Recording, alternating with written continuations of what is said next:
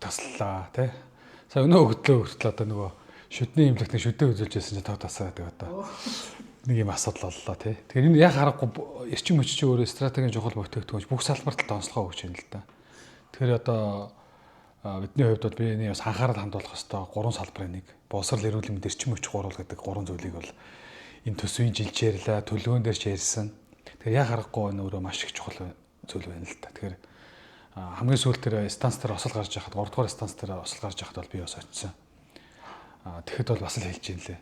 Ер нь бол манай эрчим хүчний салбар нөгөө металлын илэгдэл буюу аливаа нэг машиныг бол одоо хүн чинь 10 жил унаа за одоо энэ машин өнөхөр явах байлаа гэдэг ч тийм. Засаад янзлаас хэлбэж гэсэн нэмэр байхгүй те.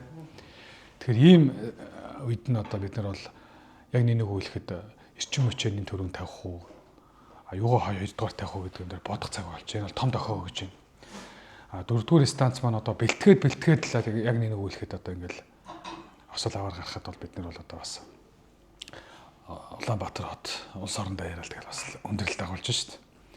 Тэгэхээр ер нь бол энэ эрчим хүчний дээр бие даасан их усэр гэдэг зүйл дээр бол одоо ажиллаж чинь санаахаж ажиллаж байна. Сая энэ эрчим хүчний геополитикийн дайн болж байгаатай холбоотойгоор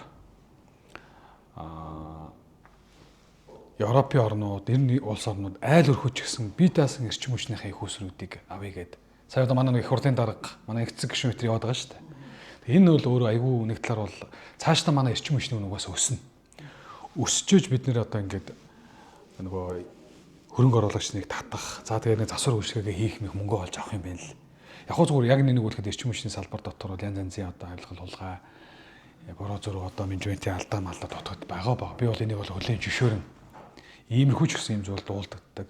За харин энэ салбарт ажиллаж байгаа олон мянган ажилчид яг нэг үлэхэд бол хүний нөөцийн хувьд бол тун эрсдэлтэй болцсон байгаа шүү.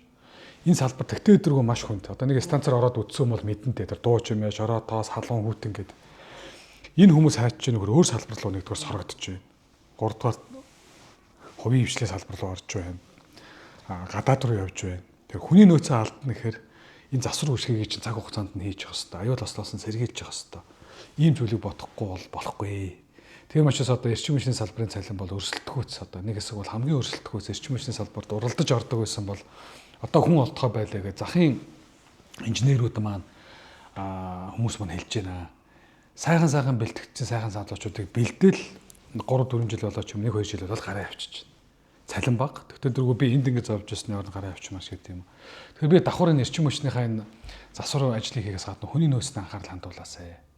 За тэр ховчлох асуудал бол одоо яг нэг үлэхэд тийм яралтай байх үгүй. Одоо ингэж хүмүүс магадгүй хувийн хвшлийн салбарт одоо тэгтээ дөрвөө яг хувийн станцууд нь баригддаг юм байгааз. Өрсөлдөөн бий болно шүү дээ. Өрсөлдөөний нарийн сайхан тавьж өгөөд шууд аваачаад одоо ингээд том 4-р станцаа 3-р станцаа аваачаад ингээд ховчлын хийхээр миний хувьд бол зүгээр яг боож өгөхгүй байгаа. Өөрөөр хэлбэл ийм үнээр авуулаа авч чадахгүй бидний нийлүүлж чадахгүй ингэсэн гэдэг ингээд тавихаар бол өнөөдөр шигтэй сайдын дуудаж авчирч ирээд даргын дуудаж авчирч ирээд чи үнэ ийм болгодог гэж хэлэх хэрэгтэй байхгүй болно шүү дээ. Тийм учраас энэ тал дээр бол бид нар бол олон зүйлийг бодож шийдэх хэрэгтэй байна. Хоёрдугаарт бол одоо айл өрх манай хэрэглээ бол улам даблдж өснө. Орон сууцчлуулах хөтөлбөрүүдэд авахдахаар эрчим хүчний хэрэглээ нэмэгдэнэ. За айлуудын өнөөдөр хэрэглээ ч гэсэн улам нэмэгдэхээр болж шүү дээ. Бүгд машинтай болж байна, гаражтай болж байна. За тэгээд нөгөө гараашаа халаахаар ахуулаад эхэлж байна. Электрон бараанууд их болж байна. За бүх зүйл одоо захимж нөгөө захилгаан хамжиж байна те.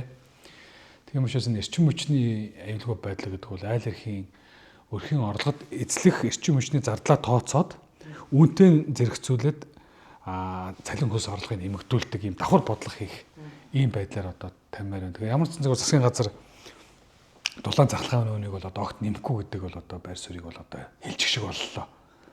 Би бол тэгж ойлгосон. Тэгвэл энийг нөгөө талд нь одоо ингээ осол аваар гараад 100 элдв юмсаа шинжилж чадахгүй юм тийм болвол яах вэ гэдэг ийм асуудал байж байгаа. Тийм учраас бол одоо магадгүй 3-4 дээр зэрэг осол гарлаа гэж бодоход юу болох вэ те. Тэгэхээр энэ бол эргээд өөрөө иргэдийг одоо эдийн засгийн эрсдэлт рүү бас аягүй их дагуулж байна л да. Электрон бараадуудыг шатааж байна. Одоо аж ахуйн нэгж байгууллагуудын үйл ажиллагаануудыг доголдуулж байна. Тэгэхээр эрчим хүч бол ерөөсөө номер 1 хэрэглээ юм байна. Гэдэг дэлхийн нийт ч гэсэн өөрийн сэргээгдэх эрчим хүч бие даасан тустай их усруудын найдвартай байдлыг дээр анхаарч байна. Айлууд хүртэл ихэнх айлууд ингээд дээвэр дээрээ Европын одоо зарим орнууд бол дээвэр дээр нөгөө нарны панел тавиад өөрсдөө ядаж эрчим хүч тасарсан тохиолдолд нөгөө нэмэлт генератораар нөгөө халаалтаа өгдөг, тог цагаалгаан юунаа даачдаг. Хинэж хараад бус. Тэгээ нөгөө нэг одооны бидний яриад байгаа төвийнхээ эрчим хүчнтэй юм нийлүүлдэг тий. Энэгээрээ давхар мөнгө олж болох юм байна гэдэг.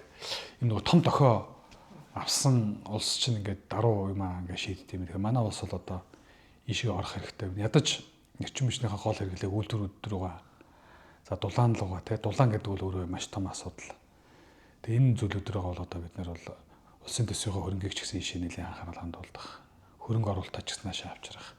Тэгээ огт үн нэмэхгүй гэдгээр хөрөнгө оруулалт ордгоо тийм эрсдэлтэй юм байл л дээ. Тэгэхээр энэ ард иргэдийнхаа аж ахуй нэгж байгууллагынхаа давхар нөгөө нэг орлого ашиг татвар одоо бусад энэ зүйлийг давхар бодож жагаад суурь салбараа эрүүлжүүлэх нэг чухал юм байна. Тэгээд би бол эхлээд тэр эрүүлжүүлэх нь бол зөв гэдгийг бол одоо 100% санал нэг байгаа. Эрүүлжүүлнэ гэдэг нь дотор 1000 мөнгө цутгаад тэр эрчим хүчний салбар дотор нөгөө талаас нь тосч аваад яадаг юм тэр нөгөө тэ янз бүрийн тэр авилгал хулгай хэл ахуулын хэрэг тендерийн асуудал гэдэг ийм зүйлүүд. Гэхдээ би энэ салбар бол магадгүй тэр дарга цэрэгнэрийн хувьд нэг тийм байдаг баг. Салбарын ажилчид бол одоо бас л маш их шүүмжлэлтэй ханддаг ч зарим талаар бол. Одоо эрчим хүчний салбарт хөрөнгө оруулалт хийгээд одоо 3 дахь жүжигчийн эдгээр санал тавьдаг гэнэ. Тэгэхээр хий хоосон улс төржилтөөс бол одоо эрчим хүчний салбарыг улмал унгаагаад байна. Ингээд бас. Зөв. Тэгэхээр нөгөө зарим энэ салбарыг мэдэхгүй хүмүүс бити энэ дээр нэг бити яриасаа гэдгийг бол би бол бас анхааруулмаар байдаг. Өөрөөр хэлбэл нөгөө хит ингээл те нэг сонссон сургаараа асуудалд хандаад байдаг. Гэтэл эрчим хүчний салбар чинь өөрөө маш удаан хугацаанд их хэмжээний хөрөнгө оруулалт шаардлагдаг. Одоо нэг засвар гэхэд бол дор хаяж 3 дугаар станц гэдэг нь 4-өөс олон генераторууд байгаа шүү дээ. Нэг нь ихэд л одоо баг дор хаяж 30-40 тэрбум төгрөгийн үнэтэй. Тэгэхээр тэр мөнгийг цуглуулахын тулд цуглуулна. За тэгээд худалдаж авна. Тендер гэдэг одоо манай тендерийн хуулийн дээр хүртэл маш их тийм төвөгтэй байдлууд бас үүсгэж байгаа юм байна. Тэрний юу вэ гэхээр одоо нөгөө хамгийн бага үнийн аргаар ингээд тендер зарлахаар яадаг хөө тэр техник нь таарахгүй юм байна. Хоёрдугаарт яадаг вөхөр одоо манай станц гэхэд хамгийн сүүлд дэлбэрдэг тэр генератор чинь хятадаас авсан хамгийн залуу нь гэж байгаа шүү дээ. А тэгтэл нөгөөдүүл нь бусд нь бол бүгдөө Оросын генераторууд байж байдаг тий. Тэгэхээр нэг үйлдвэр дотор нэг юм одоо машин дотор бол одоо машинаар бол тий Япон машин дотор бол одоо тий хятадын одоо машины мотор тавиад за хажуугаар нь Оросын одоо нөгөө юунууд тавиад бусад сэлбэр хэрэгслүүдийг тавиад ингээ явна гэхээр ч одоо тэр машин өөрөө анхныхаа үйлдвэрлэлийн бүх тооцоо юунууд нь таарахгүй юу гэдэг. Тэгээ энэ дээр хүртэл одоо нөгөө тендерийн хөлмөлтэй холбоотой асуудалтай удаан ханддаг тий. Цаг үеийг алддаг. За тэгээд одоо энэ салбарт одоо тэр мэрэгжлийн бус гэл янз бүрийн очиж ин дөө. Одоо миний хувьд бол хэлэхэд бол ялангуяа ийм эрсдэлтэй салбарт бол мэрэгжлийн одоо болсон хүчинг бол барьж үлдэх бол маш чухал байна гэдэг зүйлийг бас хэлмээр байна. Тэгээд одоо энэ мэрэгчлүүдийнхаа үгээд маш сонсомоор байна. Станцт ажиллаж байгаа мундаг сайхан инженерүүд байна шүү дээ. Над бол одоо тийм нэг үгүй тийм саналуудыг хэрдэг. Мундаг сайхан эдэлсэн 10 ороошоо тэр станцаа мэддэг. За энд ингээ ажилласан одоо нөгөө 10 жилийн туршлагаараа одоо тэр станцуудыг авч яваа, харгалж авч явж байгаа. Ийм хүмүүсийг удирдлагын менежерийн төвшөнд нь аваач тавихгүй. Зүгээр ингээл одоо янз янзын одоо сая тэрэ элдв бензин нэг улс төрчнийг албан тушаалтай байлгахын тулд янз янзын л одоо юмнууд явуулаа шүү дээ тийм хяналтын менежер, бүтээн хэмжээний менежер гээд нэг нөгөөлөхөд намайг очиход зарим одоо үйлдвэр аж ахуйн байгууллагаар явахаар хэлдэг лээ. Энэ системээ ойлгохгүй. Энэ салбарт болоод нэг удаа ажиллаж үзээгүй юм хүн урж ирээд бүтээмжтэй ижлүүлнэ. Эсвэл хяналт хийн. Эсвэл байгууллага хамт олныг удирдна. Хянан шалгана гэдэг хаш одоо сэтгэл зүйн хэвийн нөгөө нэг хамт олонны сэтгэл зүйн одоо хэвийн байдал алдагдахаар үйлдвэрлэл технологийн хэвийн байдал цөрөөр нөлөөлдөг. Энэ хоримтлагцаар хагаад осол аваар руу аваачих. Маш том эрсдлүүд түлхдэг шүү гэдэг. Ийм зүйлийг ярьдаг. Тэгэхээр энийг бол одоо бас олон талаас нь ярьдаг. Хүмүүс болохоор харахаараа нэг ингээд нэг станцыг болохоор нэг 2 хүн аваачаад нэг тог залгадаг ярьдаг. Тэгээд одоо юугаа хийжээс ингээл загнадаг шүү дээ. Хүн болгоно луур хурж явах шиг байна. Тэгэхээр энэтэй холбоотойгоор бол одоо миний хувьд бол одоо эрчим хүчний салбар дээр бол онцгой анхаарал хандуулах ёстой гэдэг ийм байр суурьтай бол байгаа. Тэгээд энэ талаар бол бас өөрөө сэргээрт эрчим хүчнээс гарах давхар бид нэр хөгжүүлж яж гарах юм байл.